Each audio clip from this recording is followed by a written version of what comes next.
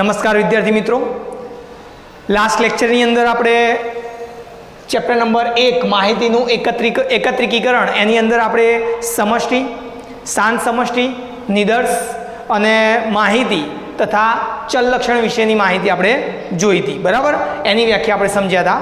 હવે એનું મુખ્ય ટાઇટલ હતું આપણું સંખ્યાત્મક માહિતી અને ગુણાત્મક માહિતી. એટલે હવે મુખ્ય ટાઇટલ ઉપર જઈશું કે સંખ્યાત્મક માહિતી એટલે શું અને ગુણાત્મક માહિતી એટલે શું. તો એમાં ફર્સ્ટ ટોપિક છે આપણો गुणात्मक माहिती. तो जो चल लक्षण असंख्यात्मक होय, असंख्यात्मक मतलब जेने संख्या में रजू ना करी सकातुं होय, बराबर, असंख्यात्मक होय तो तेने गुणात्मक चल कहेवामां आवे छे. आवा गुणात्मक चल ने आपणे गुणधर्म कहीशुं.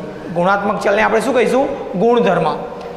गुणात्मक गुणधर्मना आवा अवलोकनोना समूहने गुणात्मक चल जे होय एनो समूह जे एकत्रित थयो होय ए समूहने आपणे गुणात्मक माहिती कहेवामां आवे छे. तो गुणधर्मना आवा अवलोकनोना समूहने गुणात्मक माहिती कहेवामां आवे छे. गुणात्मक लक्षणનું ફક્ત નિરીક્ષણ કરી શકાય છે. ગુણાત્મક જે ચલ લક્ષણ હોય ને એ ગુણાત્મક લક્ષણનું તમે માત્ર નિરીક્ષણ કરી શકો છો, પરંતુ તેને કોઈ એકમ દ્વારા માપી શકાતું નથી. એના ઉદાહરણ શું છે? તો દાખલા તરીકે કામદારની જાતિ. હવે જાતિમાં સ્ત્રી છે કે પુરુષ છે, હવે એને સંખ્યામાં કઈ રીતે દર્શાવી શકો? ના દર્શાવી શકાય. એટલે એ ગુણધર્મ છે, ગુણાત્મક ચલ, અને એના સમૂહને ગુણાત્મક માહિતી કહીશું આપણે. અથવા તેમનું શૈક્ષણિક સ્તર, કેટલું ભણેલા છે, એ પણ સંખ્યામાં ના દર્શાવી શકાય. ધર્મ, એમનો ધર્મ શું છે, એ પણ ગુણાત્મક ચલ છે. શાકાહારી છે કે માંસાહારી છે, એ પણ ગુણધર્મ છે. તો આ બધા ગુણાત્મક માહિતીના ઉદાહરણ છે. ખ્યાલ આવી ગયો? ગુણધર્મ એટલે શું? તો જે ચલ લક્ષણ અસંખ્યાત્મક હોય, મતલબ જેને સંખ્યામાં રજૂ નથી કરી શકાતું, તેને ગુણાત્મક ચલ કહેવામાં આવે છે. આવા ગુણધર્મના સમૂહને ગુણાત્મક માહિતી કહેવામાં આવે છે. ત્યારબાદ આપણો બીજો ટોપિક છે સંખ્યાત્મક માહિતી. એના કરતાં થોડું વિરુદ્ધ, જો ચલ લક્ષણ સંખ્યાત્મક હોય, મતલબ જેને સંખ્યામાં તમે રજૂ કરી શકતા હોય, કોઈ એકમથી માપીને સંખ્યામાં રજૂ કરી શકાય, તો તેને સંખ્યાત્મક ચલ કહે છે. આવા સંખ્યાત્મક ચલના એકમોના સમૂહને સંખ્યાત્મક માહિતી કહે છે. જેમ ગુણધર્મના સમૂહને ગુણાત્મક માહિતી કહેવાય, એમ સંખ્યાત્મક ચલના સમૂહને શું કહેવામાં આવે છે? સંખ્યાત્મક માહિતી. સંખ્યાત્મક ચલને કોઈ એકમ દ્વારા માપી શકાય છે. માપીને એને સંખ્યામાં તમારે રજૂ કરવું હોય તો કરી શકો છો તમે. દાખલા તરીકે આવક, તો આવક શેમાં દર્શાવી શકો? રૂપિયામાં. આંકડાનો ઉપયોગ કરી શકો છો તમે. ઉંમર, વર્ષમાં. બરાબર, આ સંખ્યાત્મક માહિતીના ઉદાહરણ કહી શકાય. સંખ્યાત્મક માહિતી તમે સરળતાથી સમજી શકો. ગુણધર્મને ખાસ યાદ રાખવાનું કે ગુણાત્મક માહિતી એ શું છે. ક્લિયર? તો ગુણાત્મક માહિતી અને સંખ્યાત્મક માહિતી વિશેની કમ્પ્લીટ જાણકારી મળી ગઈ. હવે આપણે આગળ વધીશું. પ્રાથમિક અને ગૌણ માહિતી. હવે માહિતીના બે પ્રકાર છે, પ્રાથમિક માહિતી અને ગૌણ માહિતી. તો પ્રાથમિક માહિતી અને ગૌણ માહિતી વિશેની જાણકારીમાં પહેલો ટોપિક છે આપણો પ્રાથમિક માહિતી. તો પ્રાથમિક માહિતી કોને કહેવાય? કોઈ પણ અધિકૃત સંસ્થા અથવા તો સંશોધક દ્વારા, સંશોધક કોણ?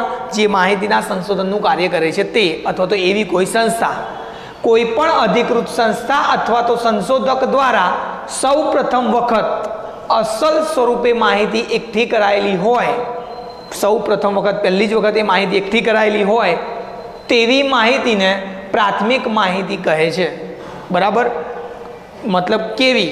દાખલા તરીકે NSSO, નેશનલ સેમ્પલ સર્વે ઓર્ગેનાઇઝેશન, NSSO નેશનલ સેમ્પલ સર્વે ઓર્ગેનાઇઝેશન, જે સેમ્પલ એકત્રિત કરવાનું કાર્ય કરે છે, દ્વારા એકત્રિત કરાયેલ માહિતી, ભારતની વસ્તી ગણતરીની માહિતી અને ભારતના રજિસ્ટ્રાર ઓફિસ ન્યૂ દિલ્હી દ્વારા ભારતના મૃત્યુદર અને જન્મદરને લગતી પ્રકાશિત કરેલ માહિતીને પ્રાથમિક માહિતી કહે છે. આ બધી સંસ્થામાં NSSO દ્વારા એકત્રિત કરાયેલ માહિતી, ભારતની વસ્તી ગણતરીની માહિતી જે ભારત સરકાર પોતે એકત્રિત કરે છે, ભારતની રજિસ્ટ્રાર ઓફિસ ન્યૂ દિલ્હી જેના દ્વારા જન્મદર અને મૃત્યુદરના આંકડા રજૂ કરવામાં આવે છે. આ બધી માહિતી એ લોકોએ જાતે એકત્રિત કરેલી છે, એટલે એમના માટે એક એવી માહિતી છે પ્રાથમિક માહિતી. તો કોઈ પણ અધિકૃત સંસ્થા અથવા સંશોધક દ્વારા સૌ પ્રથમ વખત અસલ સ્વરૂપે માહિતી એકઠી કરાયેલ હોય તેવી માહિતીને પ્રાથમિક માહિતી કહે છે. દાખલા તરીકે જે ઉદાહરણ મેં તમને કીધા એ પ્રમાણે, રાઈટ. તો એની ઓપોઝિટ છે ગૌણ માહિતી. ગૌણ માહિતી કોને કહેવાય? જ્યારે કોઈ સંસ્થા કે સંશોધક દ્વારા એકત્રિત કરાયેલ માહિતીનો ઉપયોગ અન્ય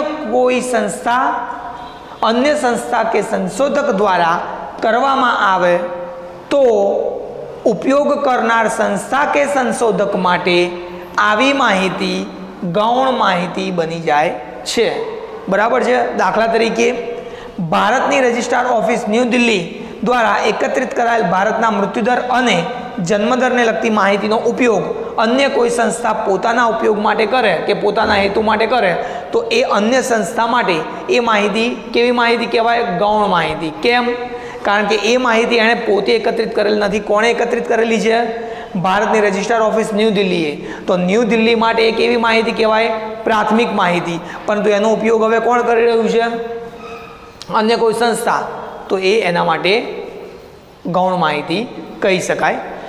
એ જ રીતે આપણે જોવા જઈએ તો દાખલા તરીકે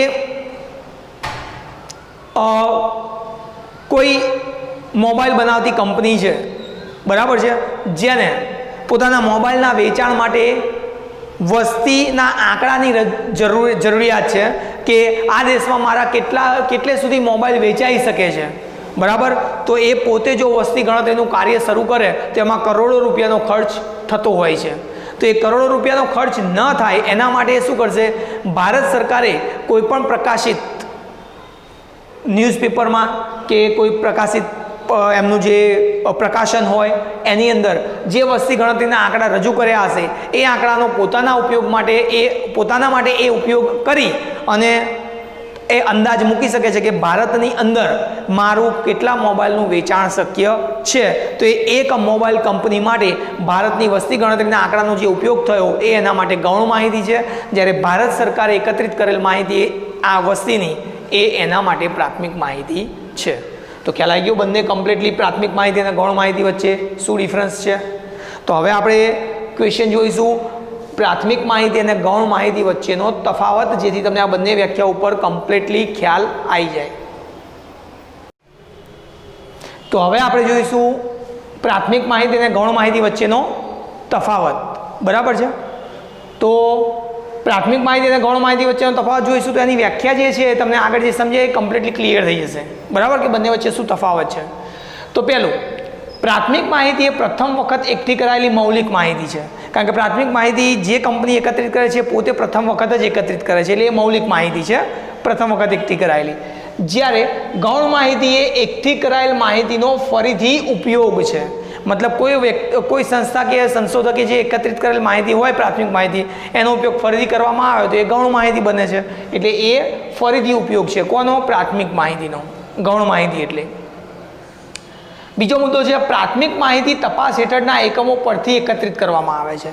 મતલબ જો તમારે પ્રાથમિક માહિતી મેળવવી હોય તો જ્યાંથી મેળવવાની છે એ એકમ ઉપર જઈને એને એકત્રિત કરવી પડે, બરાબર. દાખલા તરીકે વસ્તી ગણતરી કરવી હોય તો દરેક રાજ્ય, દરેક શહેર, દરેક ગામમાં જઈને દરેક વ્યક્તિ, દરેક કુટુંબમાં કેટલા વ્યક્તિઓ છે એની જાણકારી મેળવવી પડે.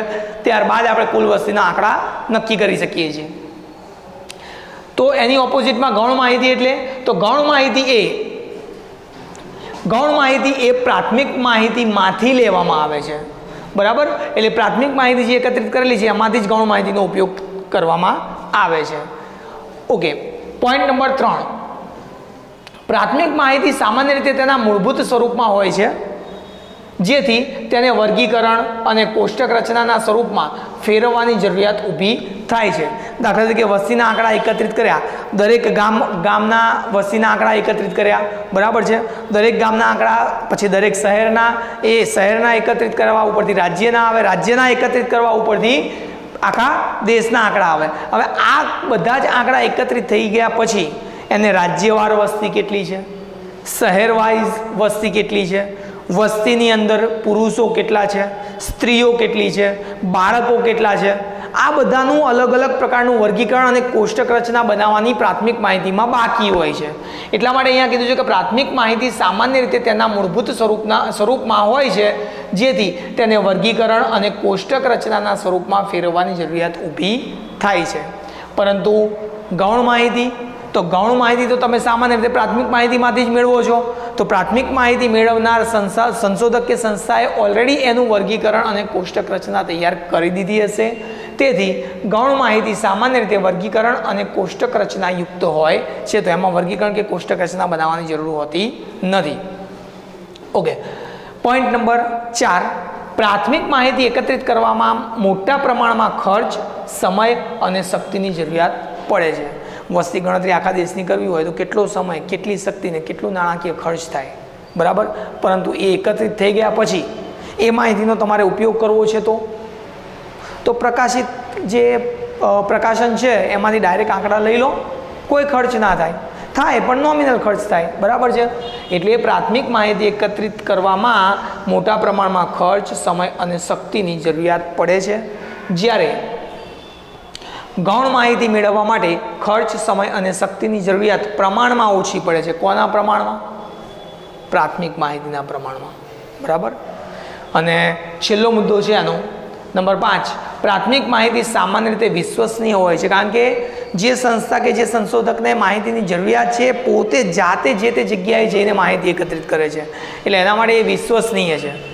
જ્યારે ગૌણ માહિતી અન્ય વ્યક્તિઓ દ્વારા તેમના પોતાના હેતુ માટે ઉપયોગમાં લેવાતી હોવાથી, મતલબ એને એકત્રિત બીજા કોઈએ કરેલી છે, તમે તમારા પોતાના હેતુ માટે એનો ઉપયોગ કરો છો, તો પોતાના હેતુ માટે ઉપયોગમાં લેવાતી હોવાથી માહિતી વાપરનારના હેતુના અનુસંધાનમાં, એનો જે હેતુ છે એ હેતુના અનુસંધાનમાં એ વિશ્વસનીય ન પણ હોય તેવું બની શકે છે.